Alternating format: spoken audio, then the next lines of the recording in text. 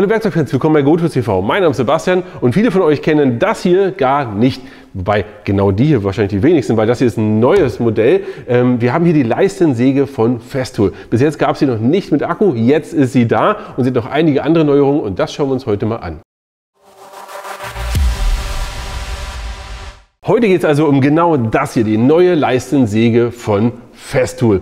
Und gleich eine schlechte Nachricht vorweg, die alte gibt es gar nicht mehr. Wobei ich ehrlicherweise sagen muss, die alte brauche ich auch nicht mehr, wenn ich die neue haben kann. Aber ich möchte euch mal ganz kurz mal auf diese Säge eingehen, denn Leistensägen können ganz viele Dinge eben nicht. Aber aus gutem Grund, da kommen wir gleich dazu. Erstmal, was kann diese Säge nicht? Sie kann nicht hier, ja, nach vorne, sie hat keine Zugfunktion, hat die Säge nicht. Sie hat auch das hier nicht, sie hat keine Funktion, ja, um entsprechend, um sich zu neigen. Geht nicht.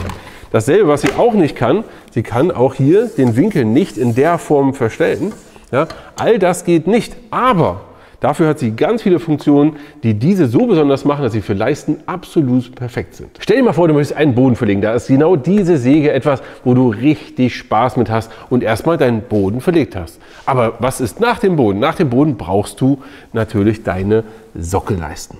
Und genau dafür ist die Leistensäge da. Und das ist ein absoluter Spezialist für genau diesen Fall. Wenn du also regelmäßig Leisten sägst, ist das hier dein Helfer. Und ich möchte kurz die Säge an sich zeigen, aber auch, was sind die Neuerungen von der alten zur neuen. Aber wie gesagt, im Grunde ist für euch eigentlich auch egal, weil die alte gibt es ja gar nicht mehr.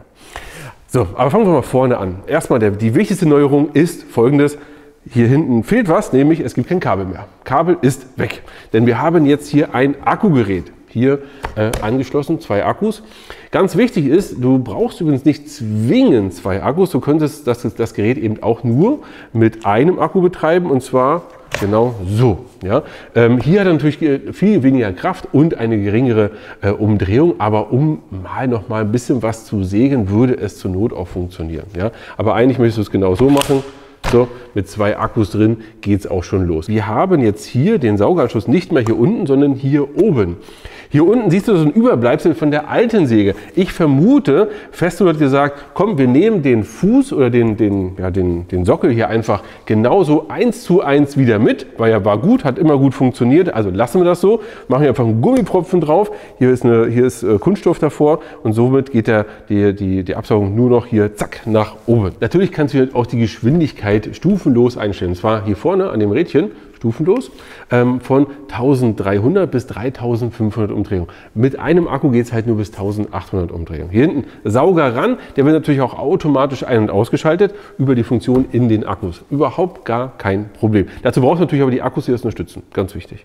So, was ist denn noch neu hier an dem Gerät? Also erstmal physisch sieht man eine Sache und zwar genau das hier. Der Griff ist anders. Ganz wichtig, wenn du es runterstellst, in die Einrastfunktion hast du jetzt die Möglichkeit, die Säge so wunderbar zu tragen. Hier an dem Griff. Finde ich eine sehr clevere Sache.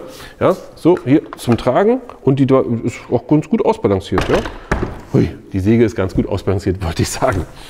Eine andere Sache, die ich von all diesen Dingen aber eigentlich mit am coolsten finde, ist folgendes. Nämlich, wir haben jetzt hier Rollen drunter.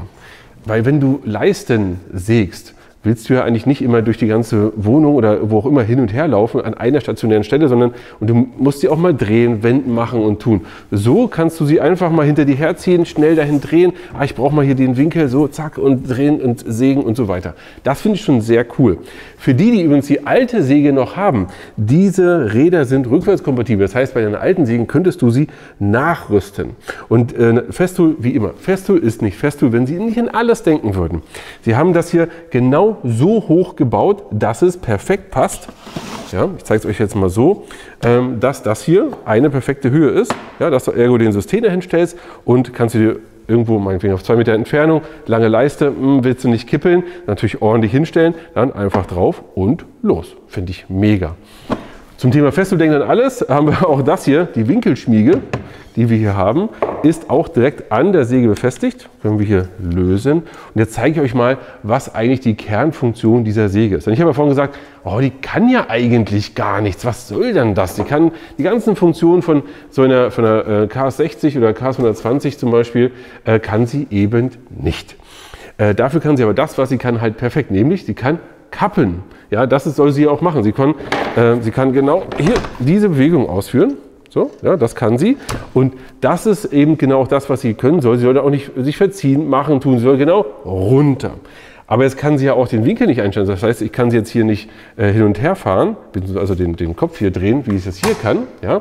Dafür ist eben etwas anderes da. Dafür kann ich hier Folgendes machen. Ich nehme die Winkelschmiege, ja, nehme irgendwo einen Winkel an. Ja, irgendwas, was ich halt gerade so haben will. So, ich nehme das mal wegen irgendeinen Winkel. Und dann sage ich, ich möchte genau diesen Winkel sägen. Und dafür kann ich das hier entsprechend verstellen. So, stelle es jetzt mal wirklich perfekt ein. Dann stelle ich das Ganze fest. So und so. Und schon habe ich die Möglichkeit, jetzt wirklich genau in dem perfekten Winkel zu sägen. Ohne eben eine große Mechanik zu haben, dass ich die ganze Säge, den ganzen Kopf hin und her fahren muss, macht es eben diese relativ kleine, elegante Technik hier im Fuß. Jetzt kann ich das Stück Holz nehmen, ja, und kann das einfach hier einsetzen und kann dann hier runterfahren und das Ganze kappen. Wenn ich hier übrigens eine größere oder dickere Sockelleiste habe, kann ich das hier natürlich, ja, einfach nach hinten und nach vorne fahren, so wie ich es gerade brauche. Überhaupt gar kein Problem. Ja, und das auch, ich kann es natürlich das Stück, was ich nicht mehr gebraucht habe, nehmen, raus, andere Seite.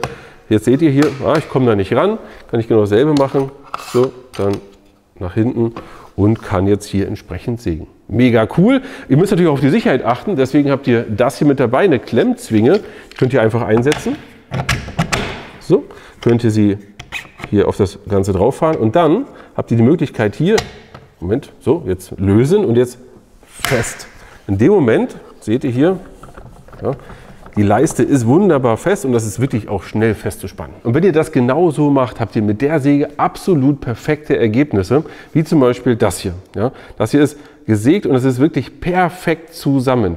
Mit so einer Säge könnt ihr auch sehr, sehr genau arbeiten, aber ihr habt natürlich ein Problem. Wenn ihr jetzt genau so einen Winkel jetzt schneiden wollt, dann müsst ihr erst einmal eure Winkelspiegel nehmen, die ihr hier hinten auch mit dabei ist, könnt ihr diese hier nehmen. Ja, viele kennen die.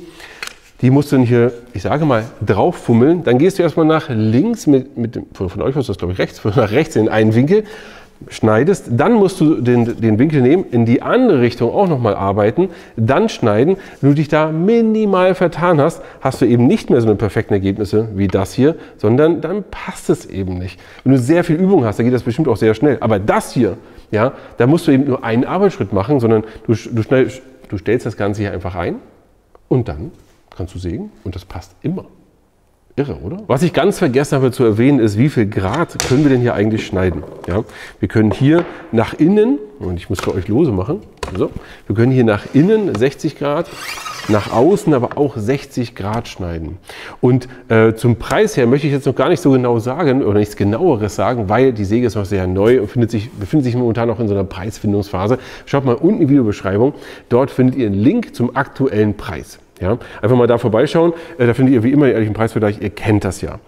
Meine Meinung zu dem Gerät ist eine mega Weiterentwicklung mit dem Akku. Ja, kein Kabel mehr, macht für mich mega Sinn. An sich ist es etwas, mit dieser Säge kannst du super schnelle Ergebnisse erzielen. Das jetzt auf Rollen ist, finde ich auch mega gut. Hier mit dem System, also es ist eine Weiterentwicklung, wie man sich sie eigentlich nur wünschen kann. Und das ist ein Punkt, wo ich sage, geht das noch irgendwie besser? Wenn ihr Meinung seid, ihr braucht noch irgendeine Funktion, schreibt es gerne mal unten in die Kommentare, würde mich super interessieren.